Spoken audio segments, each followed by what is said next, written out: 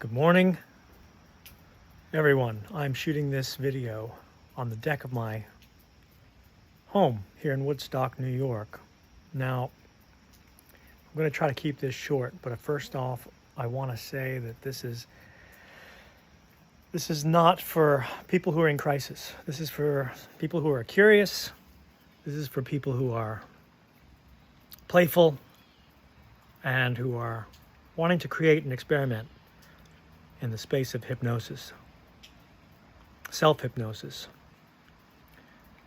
specifically.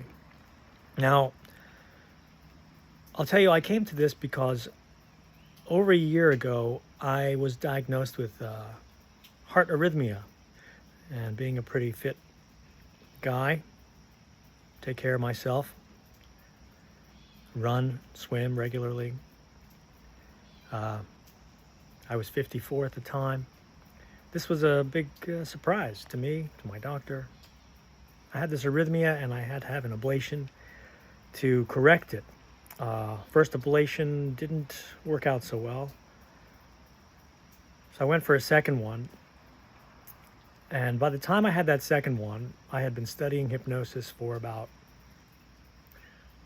2, 3, 4, maybe 4 months. I'll call it 4 months. And I'd learned enough to know that if I dissociate, that is, if I observe myself as opposed to experience something from the inside, that would be to associate. If I dissociated, I would create some distance, some space between me and my experience. And since this experience, the second ablation, required me to be more alert and have less anesthesia, the doctor actually told me about a half hour before the surgery, by the way, we're not going to use very much anesthesia on you because we want to agitate your heart. We need to agitate it so that it misbehaves and we can map it, and then I can zap it. Zap it means basically burn it, cauterize the problem area, and ablate it, that is to destroy it, so that the heart can resume normal signaling instead of the abnormal signaling that produced this arrhythmia. So I'm in the hospital, ready to go in, having practiced my hypnosis, self-hypnosis, to keep myself calm and prepared for a successful surgery. I was told I wouldn't have any, or I would have much less anesthesia. So I made some adjustments in my mind. I went into the procedure and I was awake. And I remember what they do is they put a catheter, I'm pointing down here, because they put a catheter in your groin, in that fold when you kind of lift, if you lift your knee, if you're standing, there's that fold that happens between your groin and your leg. That's where they put in the catheter, and the catheter is like that thick, and there's 2 or 3 of them depending on what's happening for you. For me, it was 3, the second surgery. And they're basically, they don't make an incision, they just give you an intravenous, like they take blood from your arm. It's basically the same thing, except they do it.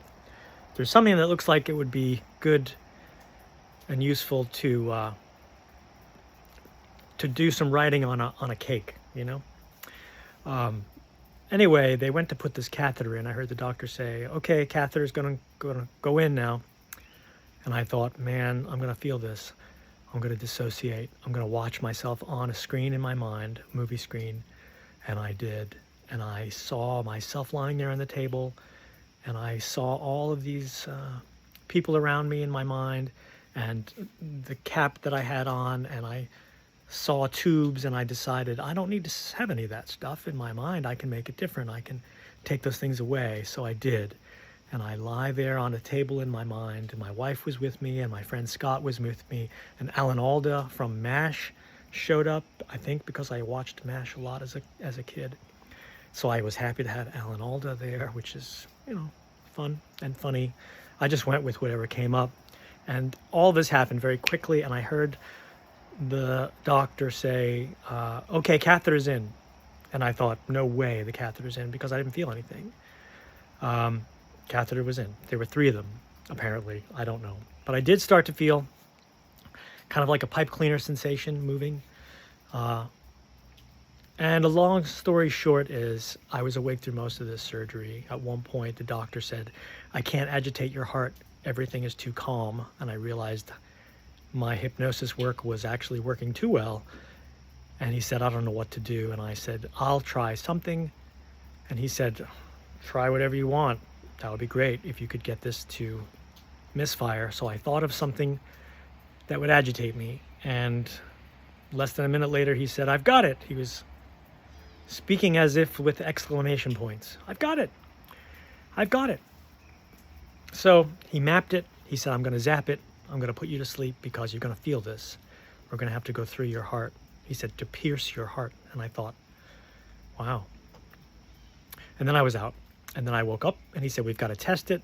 And he put me through some rigorous adrenaline testing that made my heart feel like it was pounding outside my chest. And I thought, well, if I have a heart attack or explode, my heart explodes, at least I'm here in a hospital. That would be good. Anyway, this happened and I used hypnosis to get me through it. Self-hypnosis. And I just sort of made up what I did because I didn't know what else to do. I just knew the principle, dissociate. So this is all really about the idea of knowing the principle and then making it up, because that's all the hypnotists do.